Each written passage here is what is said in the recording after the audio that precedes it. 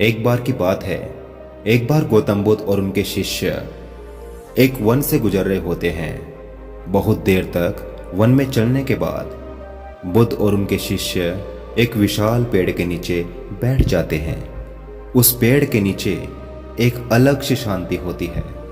सभी लोग उस शांति को अनुभव कर रहे होते हैं और कोई भी एक शब्द नहीं बोलता और चुपचाप उस शांति का अनुभव कर रहे होते हैं।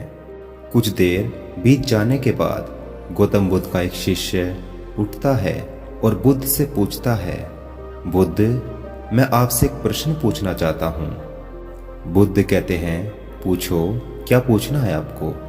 तब वह शिष्य बुद्ध से पूछता है, हे बुद्ध, मैंने आपको कभी भी दुखी नहीं देखा।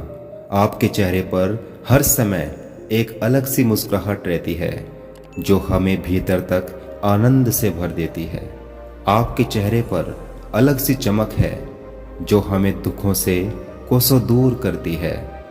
पर मैं यह जानता हूँ कि मेरे भिक्षुक बनने से पहले मेरे जीवन में भी बहुत सारे दुख थे जिसके कारण मैं भिक्षुक भी बन गया। पर मैं अभी तक नहीं जान पाया हूँ कि दुख क्या है। क्या आप मुझे बता सकते हैं कि वास्तव में दुख क्या है। शिष्य की बात सुनकर बुद्ध मुस्कुराते हैं और अपने शिष्य से कहते हैं, हे शिष्य, दुख केवल एक विचार है और विचार से ज्यादा कुछ भी नहीं है। बुद्ध की यह बात सुनकर सभी शिष्य चौंक जाते हैं और बुद्ध से पूछते हैं, परंतु बुद्ध, विचार तो आते हैं और चले जाते हैं, पर दुख एक बार आ जाता है तो जाने का नाम ही नहीं लेता। तब बुद्ध अपने शिष्यों से कहते हैं, किस बात को समझाने के लिए मैं तुम्हें एक छोटी सी घटना बताता हूँ। एक नगर में एक धनी सेठ रहता था। उसके पास एक वफादार नौकर था। वह सेठ अपने नौकर पर बहुत विश्वास करता था। वह सेठ अपने नौकर पर कभी भी किसी बात के लिए शक नहीं करता था, क्योंकि उसका नौकर वास्तव में बहुत ही ईमानदार होता है। एक बार उस सेठ को किसी काम से बाहर जाना पड़ता है। 2-3 दिनों के बाद जब वह सेठ वापस लौटता है तो वह अपने साथ एक कीमती सामान लेकर आता है। वह उस कीमती सामान को अपने कमरे में बड़ा सजा कर रखता है और अपने नौकर से कहता है कि तुम्हें खास तौर पर इस कीमती चीज का ध्यान रखना है। ध्यान रहे यह टूटे नहीं, यह मेरा बहुत प्रिय है।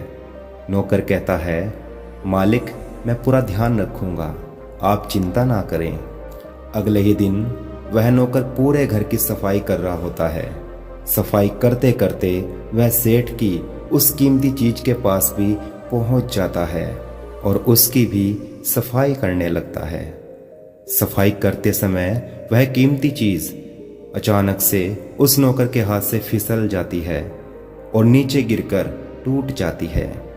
जैसे ही सेठ को यह बात पता चलती है तो वह तुरंत ही नौकर के पास आता है और नौकर को खूब डांटता व धमकाता है, पर न तो वह नौकर को नौकरी से निकाल सकता है और ना ही उसे पीट सकता है।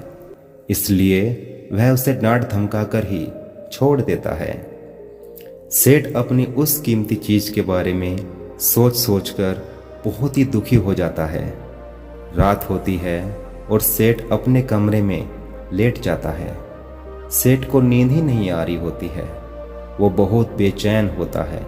बेचैनी के कारण सेठ अपने कमरे से बाहर निकलता है और देखता है कि उसका नौकर बड़े निश्चिंत भाव से खर्राटे लेकर सो रहा होता है।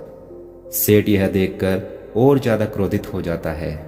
सेठ सोचता है कि उसने मेरी इतनी कीमती चीज तोड़ दी और उसे बिल्कुल भी चिंता नहीं है।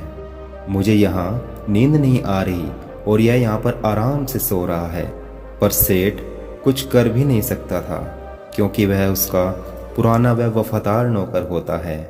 सेठ अपने कमरे में वापस चला जाता है और अगले दिन सेठ सोचता है कि मैं इस समस्या से बाहर कैसे आऊं।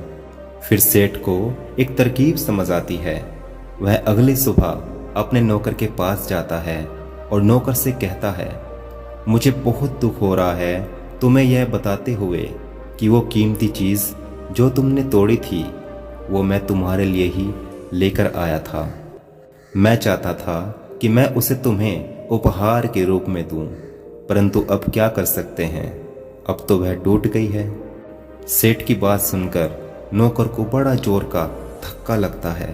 तब नौकर सोचता है कि अरे यह तो मुझसे बहुत बड़ी गलती हो गई। वह इतनी बड़ी और कीमती चीज़ मेरे लिए थी और वह मुझसे ही टूट गई। फिर क्या? उस नौकर के मन में बेचैनी पैदा हो जाती है, दुख पैदा हो जाता है। तब रात होती है और सेठ आराम से सोता है और दूसरी तरफ नौकर बहुत बेचैन रहता है। उसे सारी रात नींद नहीं आती। क्यों नींद नहीं आती?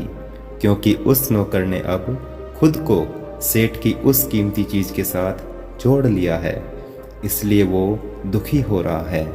पहले उस नौकर के मन में यह विचार नहीं था कि वो कीमती चीज़ मेरी है, पर अब उस नौकर के मन में यह विचार है कि अगर वह कीमती चीज़ ना टूटती तो वो मेरे पास होती। तब इस घटना का अंत करते हुए महात्मा बुद्ध अपने शिष्यों से कहते हैं, मेरे प्यारे शिष्यों, दुख केवल एक विचार है और यह विचार कैसे उत्पन्न हुआ? अपने आप को किसी चीज़ के साथ जोड़ने से। हम जिस भी चीज़ को खुद से जोड़ लेते हैं उसे पकड़ने की पूरी कोशिश करते हैं और वही चीज़ हमें दुख देती है, क्योंकि वास्तविकता तो यही है। कोई भी चीज़ हमसे जुड़ नहीं सकती। हर चीज़ आपके पास है, आपकी है, पर कुछ समय के लिए। कुछ समय के बाद वो आपसे दूर हो जाएगी।